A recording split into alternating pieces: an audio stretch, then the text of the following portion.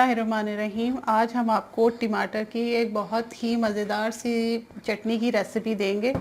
इसके लिए आपको चाहिए तकरीबन 4 अदद टमाटर हैं। आप 2 टमाटरों की भी बना सकते हो। तो उसके लिए हमने एक मुट्ठी भर के ये मिर्चें ली हैं, साबुत लाल मिर्चें ली हैं, थोड़ा सा लहसुन लिया है और थोड़ा सा हम इसमें ज़ीरा डालेंगे और इसमें हम नमक लेंगे हस्बे ज़ायका। नमक आप टेस्ट करके देख लेना, कम या ज़्यादा आप फिर कर सकते हो। मिर्चें अगर आप ज़्यादा रखोगे ना तो आपको नमक भी थोड़ा ज़्यादा ही लेना होगा। और इसमें थोड़ा सा सिरका डलेगा और इन सारी चीज़ों को डाल के हम ग्राइंडर में ग्राइंड कर लेंगे। जी, तो हम ग्राइंडर में ये टमाटर को ज़रा थोड़ा छोटा छोटा करके डाल देंगे।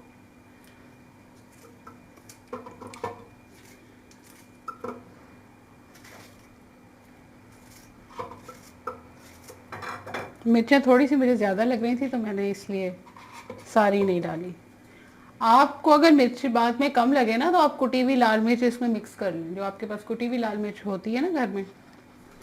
और इसमें आपने ग्रीन मिर्च चिली नहीं डालनी, ना इसमें हरा धनिया पुदीना भी नहीं डालना। ये सिर्फ टमाटर की एक बहुत ही मज़े की यम्मी सी चटनी तैयार होगी। ये इसमें थोड़ा सा विनेगर डालेंगे हम। इसको भी आप टेस्ट करके बाद में देख लेना, अगर थोड़ा ज़्यादा खट्टा करना हो तो आप इसमें थोड़ा सा और भी ऐड कर सकते हो। बस अब हम इसको थोड़ा सा इसमें पानी डालेंगे कि ये ग्राइंड हो जाए, इतना सिर्फ पानी डालेंगे।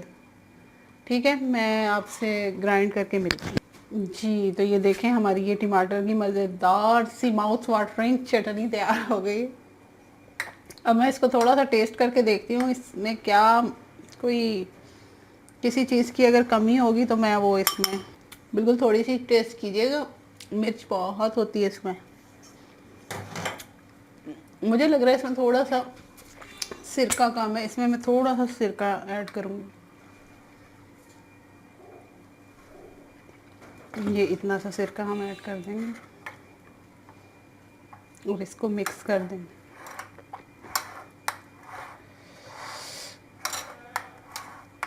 ये देखिए हमारी इतनी मज़े की चटनी तैयार हो गई है। इसको आप किसी भी सब्ज़ी के साथ खाइए, किसी भी स्नैक्स के साथ खाइए, पकोड़ों के साथ। और सबसे बढ़ के ये है कि जब आप पिज़्ज़ा बनाते हैं ना, पिज़्ज़ा सॉस जो आप इस्तेमाल उसके तौर पे भी आप ये वाली चटनी उस पे इस्तेमाल कर सकते हैं। बहुत इसका अच्छा टेस्ट आएगा। इसको बना के ज़रूर देखिएगा और मुझे ज़रूर फीडबैक दीजिएगा।